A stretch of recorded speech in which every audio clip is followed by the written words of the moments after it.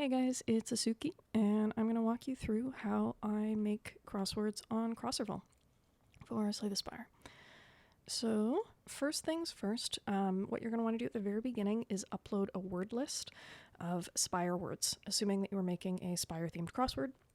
If you're doing another theme that's specific to a particular fandom, I highly recommend trying to find or put together a long list of words associated with that fandom to make a list upload yourself, because it makes the whole process way easier when the fill tools will work with you in that sense. So you go to the grid builder up in the top corner here, say word lists, and then import word list.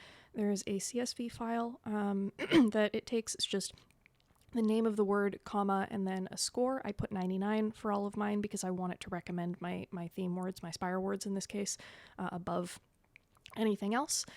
If you're making your own word list, do the same thing. If you want to use mine, if you don't already have it, DM me on Discord, just at Asuki, and I will send it over.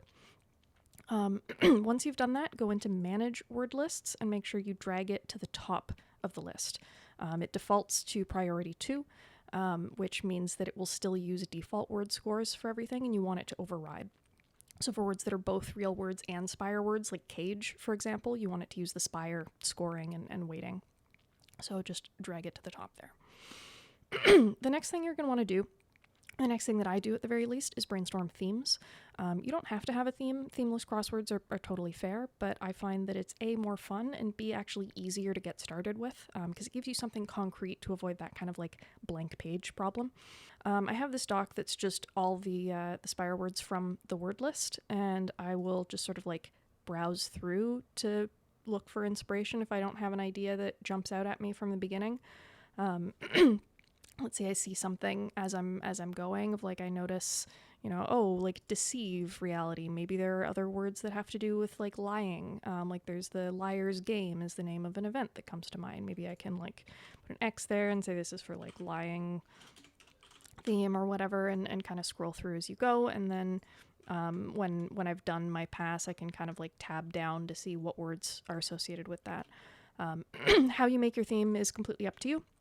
That's just a trick that I use. But once you have a brainstorm list of possible theme words, just put them all in one spot. For this example, I'm using the incredibly boring theme of uncommon colorless cards, because if I had a smarter theme idea, I would just turn it into a crossword myself. So here we are, uncommon colorless cards sorted by length. First thing I'm going to do is just lop off dramatic entrance because it's 16 characters long, and I want this puzzle to be simple. I'm not planning on doing any like rebus, aka multi-letters in the same square, which you can do if you want to do something tricky. But by default, the grids are 15 by 15, so that just won't fit. I don't want anything particularly short necessarily. In these 654, there's only one of each, so I'm going to lop those off as well. Generally, you want your themes to be, you want your grids to be symmetrical if at all possible. This isn't necessary, but it is a nice feature of like professional style crosswords. So theme words that are the same length as each other are very good. And so let's say my theme revealer is just uncommon colorless. How many letters is that? 17. So let's just say colorless then. 9. Okay. So my theme revealer is colorless. It is 9 characters long, which means I'm definitely going to have at least one 9-character word in my theme, and I see I've got a bunch of other 9s in here. So it can do a bunch of 9s, and then, shackles and flash of steel, sure, why not? I could do these 2 12s, I could do these 2 13s, I could do these 2 11s. It doesn't really matter. Let's just say the 11s, I guess, for simplicity's sake here. And so that's my plan, is I want to do a couple 11s and I want to do a couple 9s. I could do either 2 or 4. It doesn't matter. So we go back to the Crosserville homepage, and our next step is to do grid search. Now that we know what our theme is and we know how many slots we need, we've decided we want 2 11-letter slots and let's say 4 9-letter slots. There are 5 9-letter words, but we want an even number.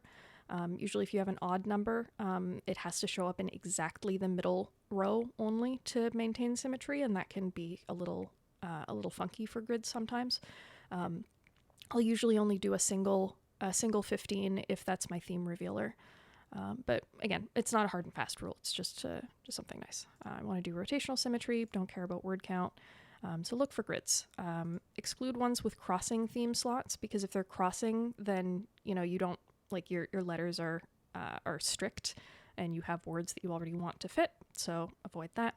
And stacked theme slots can also be a little bit tricky if you have enough grids to work with. I find it's easier to make grids work when you can avoid them. So this looks like a very nice grid layout. We'll just go with that. We don't have to reinvent the wheel. You can make your own grids from scratch as well. It's very easy. You just press a dot to to do that after turning on symmetry. With symmetry rotational is usually what I'll do. And then it'll set it up for you. But it's nice not to have to reinvent the wheel every time. I'll usually these days only do custom grids if I'm doing a particularly special or restrictive theme that needs something funky to happen with it. So going back here, our revealer was colorless here. So that ideally you want your revealer to be at the bottom of the list if you're obeying like proper crosswordy rules, either in the bottom or exactly in the middle of the grid. So we're just going to put it here. You can see by clicking on the numbers here, it'll highlight all of the words of that length to make it easier to find the slots. So let's go to our 11s now. We know we want to put in panic button and swift strike, but we don't really care what order they go in. It could be panic button, swift strike, or it could be swift strike, panic button, whatever makes the grid work more cleanly. So instead of just trying every possible permutation and seeing what works out best, Crosserville has our backs. We can go to the Fill tab, say Slot Filter, Include List, and then we have Panic Button and Swift Strike. So Panic Button or Swift Strike. And similarly, go here, Panic Button and Swift Strike. Now, we'll only recommend grid fills where those words are in these two slots in any combination, and it won't recommend grids where it's like they're both swift strike or they're both panic button. It'll swap those around cleanly for you.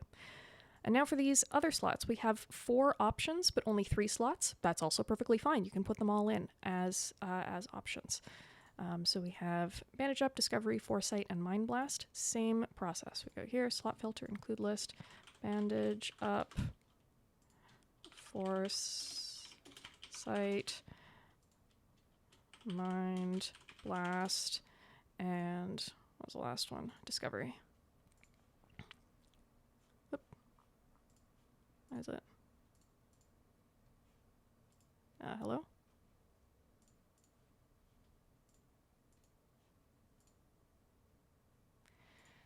Interesting glitch.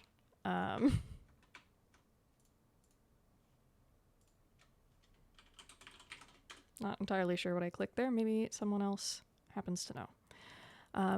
But anyway, you can put all 4 in here. Just make sure you change it to Include List and not Exclude List for hopefully obvious reasons. Exclude List means recommend any word other than these ones, which I rarely use. I'll get into more why on that later. But now we'll only recommend grid fills where at least one of these words goes in the slot, and you would do the same thing for your other 9-letter slots in here, which I'll just do and then cut out of the video. Yeah. Okay. So now all of the slot filters are set up. You can see Bandage Up, Foresight, Discovery, Mind Blast is allowed in any of the 9-letter revealers. And you can see show all slot filters. So all these are set up with 444 and 22 possible entries. So now, if we were supremely lazy and didn't want to actually make our own crossword, we could click the Find Fill button. And this just says, make me a crossword that obeys these restrictions. So you can see showing the slot filters again. To highlight them more easily, you can see that all of these are in fact colorless cards that went with our theme, and everything else is just words. However, some of them are rather suspicious words like ama or what's over there. Words that you would not necessarily want to put into your crossword if you can avoid it. There's not that many Spire-related words because it's just looking for literally any valid fill that fits the constraints you've given it. You haven't given it that many constraints yet, so the stuff it comes up with is going to be pretty garbage. So I will often use this find fill thing as just a sanity check to make sure I haven't boxed myself into a corner somewhere and made the grid completely unfillable. Like if I just put a bunch of garbage in here, now the grid is actually unfillable. There's no way to make a grid with valid words that will show up like that. Which you can also see highlighted in red here. These red squares mean there is no valid word that is in its data banks, at least, that can fit in this slot. Sometimes you can still work around reds if you're being a little funky. You can come up with your own like multi-word phrase, for example, that hasn't been used in previous crosswords but works well enough. But try to avoid it if you can. The default fill tools work better, and you don't want to be putting like really sus words in your grid if you can avoid it. So that's your starting point. You have your theme set up. One thing that I will like to do also is set up breakpoints. So let me just say this first quickly. Restore points is what they call it. So let's just say theme slot filters. So this is sort of our blank state, sort of save state, essentially, of we've only set up the basics. Everything else is loosey-goosey. So if we end up working ourselves into an awkward corner later and it's like, I don't actually like what I did here, or maybe it's, I like it well enough, but I think I can do better, what you can do is make another restore point and then go back to a previous one and try again, and sort of hop back and forth to not lose all of your work or have to start over, but just, quickly jump between things. Another thing to mention is locked slot and locked square. So Control B is a shortcut to lock a slot, or Control Alt B to lock a specific square. And what that means is that if, let's say, you're trying words in here, kind of thing, and you're like, actually, you know what, I don't like this one, you backspace, it will not backspace over words and slots that you've locked. So it's usually good to lock in your theme clues, as well as to lock in any particularly tricky clues that you're like, this is a long word that fits a lot of crossings, I'm not going to want to change this unless I like really, really have to. Just makes life a little bit easier as you're jumping back and forth. So we've gone over all of that. One other thing that I like to do is set up global filters. So you can see as well in this find fill thing that we showed off earlier, there are a lot of really sort of sus words in here, like rail, breathing abnormally. Notice this 5. That number is basically a score of what it thinks, like how good of a word it thinks this is. Lower numbers are like really sus, awkward words that are to be avoided if at all possible. Higher numbers are good words that you want to try to put in if at all possible. So rail is only a 5, whereas lambs is a 30, because lambs is a much more normal word than rail. So what I'm going to do is I'm going to put in a global filter and just say, I want my words to be at least 5 or 6 or whatever number you want to put in.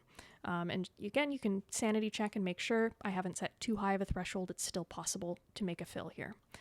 You notice that now that I put this minimum score threshold in, panic button is showing up in gray. That means that with this new restriction that I've put in, panic button is now the only word of the 2 that can possibly fit here. Which means that I can safely put it in and lock it in.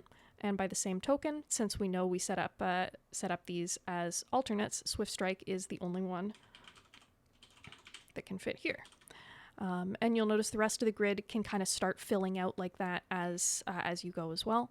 One of the reasons to avoid putting too high of a global filter on is because it can make things a little bit overly restrictive like that sometimes. Like you'll see, when I had this, it said it like had to be BTS Army here, and maybe I want a few more options than that. I'm not 100% sold on BTS Army. So I usually start with a min score filter of 5. Sometimes I will put on a higher score filter for longer words. So say like words of length 6. I want my long words to be good words at least. So make sure these are like 20 or 15 or what have you.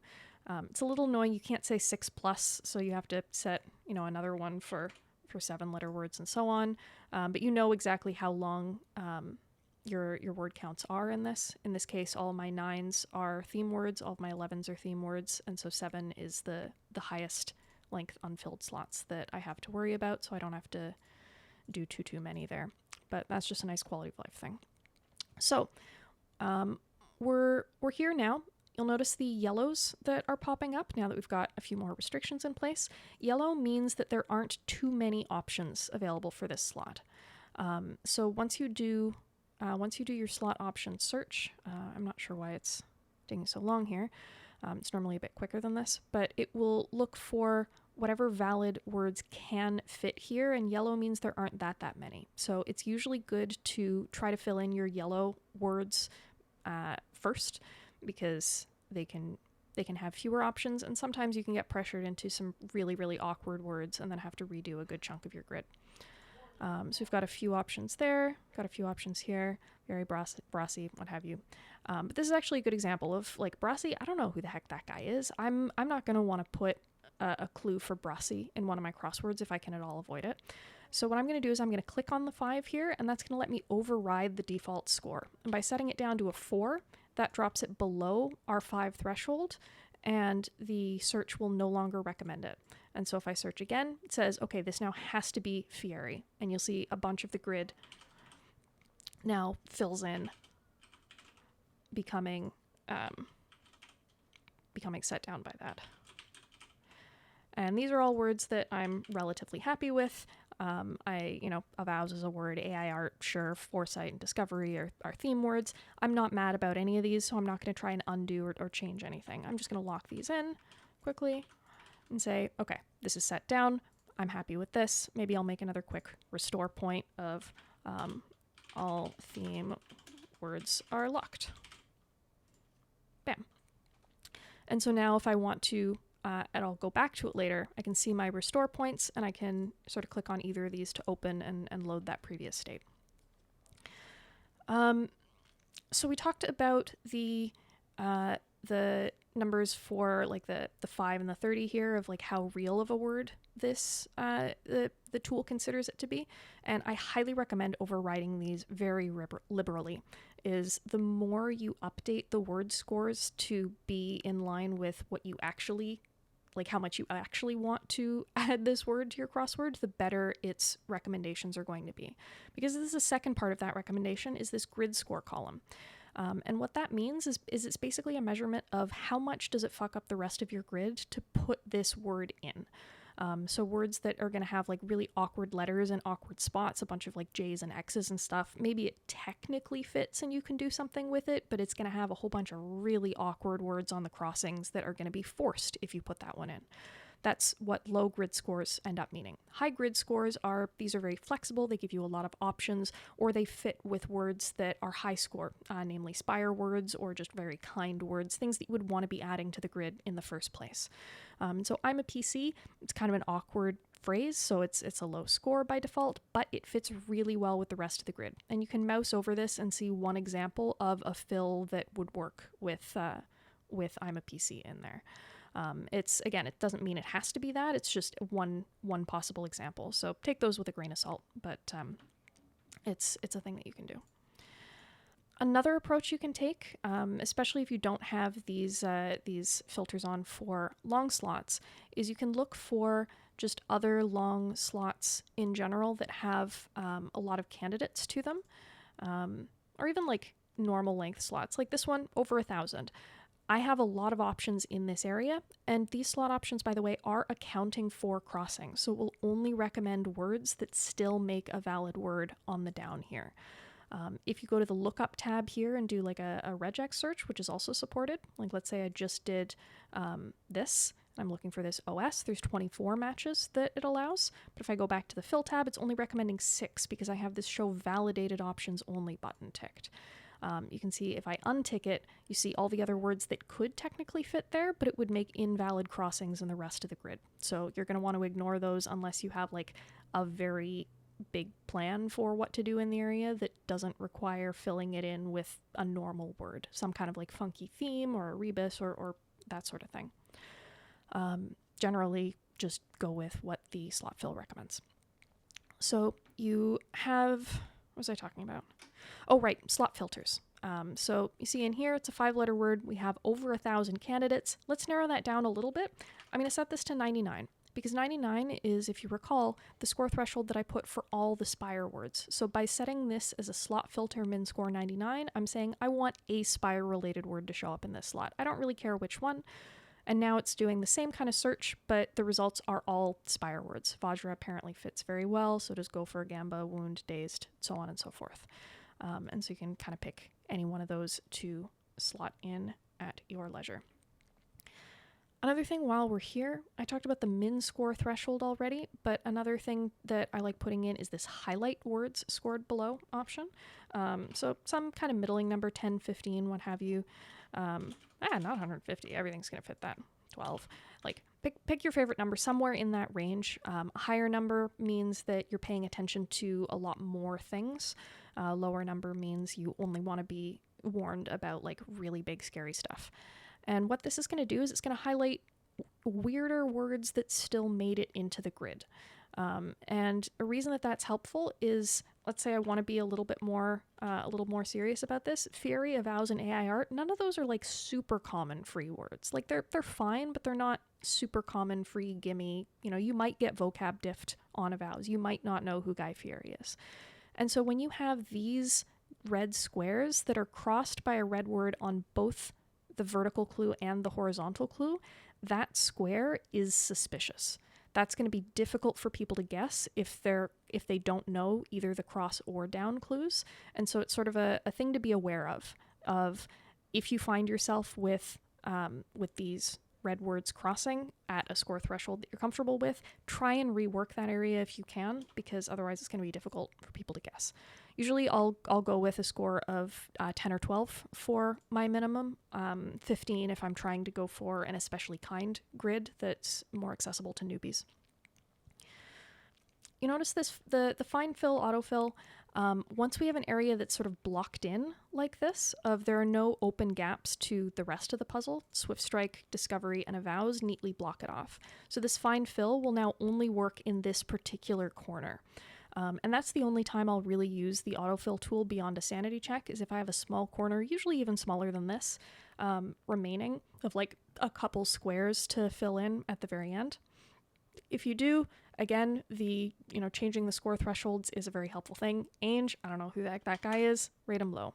Autre, French, it's a little sus. I would rather avoid that if I can, but I think I still want to leave it at 5 at my minimum. I'd just like to see other options here.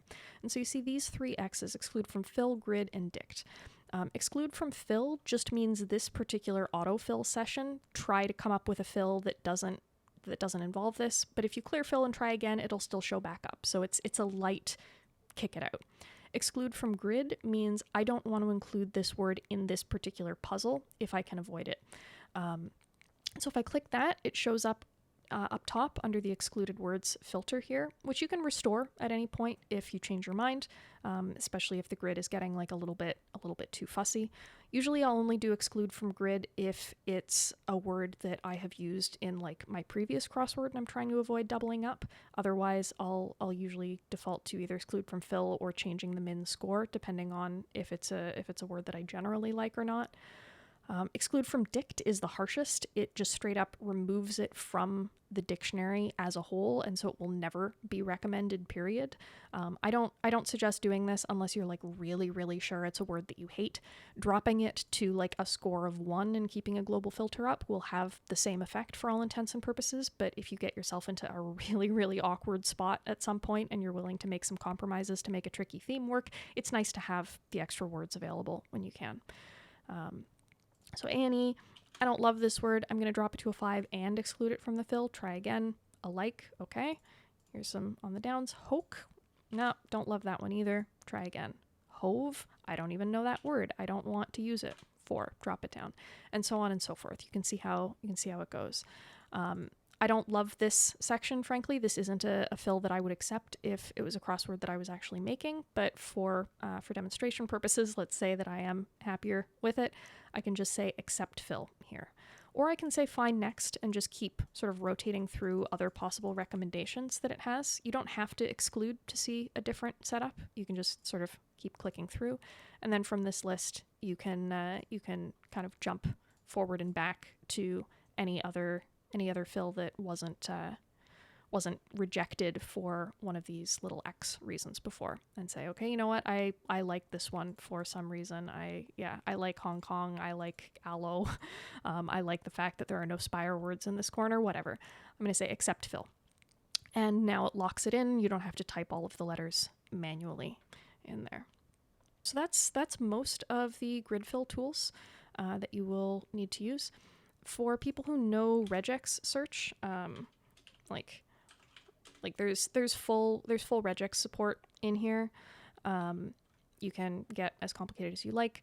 I will usually only use the regex search in two situations. Number one is if I'm trying to come up with a particular theme and I'm looking for theme words. Like, let's say I want a theme, I'm talking about how gaming is fun, and I want words that have fun in them. So fungi, twisted funnel, crowdfunding, all of these are words that have fun in the middle of them somewhere, and I can use that to help me brainstorm a theme. Another case is if I am doing a grid from scratch and I'm not sure how long exactly I want a word to be. So let's say I know that it has to start with like ARC, and there's at least 2 letters and like maybe up to 2 more. Show me all the words that could fit with that, and so on and so forth. One other thing that I didn't cover, by the way, is the word, the letter charts, letter frequency charts. That's the word I'm looking for. They're not super necessary a lot of the time when you're using the fill tools, but they're very, very helpful in regex mode if your fills won't work for whatever reason. So clicking on these will give you a letter distribution chart. So basically this is saying, of all of the words that fit in this slot, how many of them have this letter in this particular position, like N blank S, and these are weighted based on the word scores again. So you're probably going to want to have an E or a T in here. Maybe A, D, O, G, maybe I. There are some other letters that technically fit, but are a lot, messier. But these are the ones you're going to want to be looking for. So if your theme is especially funky and you can't rely on the autofill tools for whatever reason, autofill does get shut off, for example, if you have any 2-letter words in the grid, as well as if you are kind of slowly developing the grid from scratch and don't have all of your black squares down yet. So in those cases, if you're going and you don't have the ability for to rely on it validating things for you, you can kind of validate things yourself by looking at these and say, okay, you know what? I don't know for a fact that this has to be a T, but it looks like a T is going to make my life easier. So I'm just going to try putting that there and see what else happens to fit. I could do cut, I guess, but no, actually switching on the down here, this has to be either an A or an E, and that narrows things down for you, and so on and so forth. Again, not necessary for the vast majority of grids, but in funky situations, it is there. So let's fast forward and say you have finished gridding everything. You've got all of your words set down. Now you need to come up with your clues. If you have a theme that you want to link together with a revealer, convention says that you start by putting all of your theme clues have an asterisk at the beginning. So panic button, foresight, discovery, swift strike. And I guess there was one more up here that just didn't get filled in for whatever reason, but there's only one candidate, or there's 2 candidates for it at this point. It's either bandage up or mind blast, because we had 5 options. So we'll at some point presumably fill that in, but these are our theme clues. We obviously give them clues, and then the theme revealer is colorless. So you notice in down for a cross, it does that handy green highlighting of all of the theme clues. There are a couple ways to do this. Option number 1 is to just write out the clue references directly, so like 23 across kind of thing. If you click on this, it will automatically link to 23 across. You can do that. 34 across, 40 across, oops, and so on and so forth. But it gets a little long and verbose. So other ways, so I'll do this if there's like one clue that I'm linking to, is spell it out the full way like that. It doesn't work if you just say 23A, for example. You have to write the full word across. You can, however, say 23, 34, and 40 across. That will link. Or, even better, thank you, Silly, for letting me know about this, you can just say the starred clues. I can type. That will link them as well. So like, as seen in the starred clues. Grayscale, or as with the starred clues, I guess would be better grammar for this one in Crosswordies. So that will successfully like auto link all those slots for you. If you're brainstorming what clues to write, usually for Spire words, you're going to want to write your own clues because, it's not going to know about Spire things.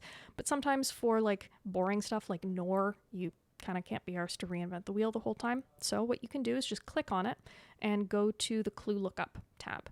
Now this is going to show you just who else has clued nor and how, and since it's a common word, there are a lot of them.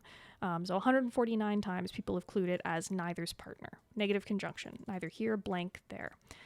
For words that have a lot of responses, you can also filter by day of the week if you like. Mondays are going to give you more straightforward clues. Fridays and Saturdays are going to give you like funkier, more abstract clues.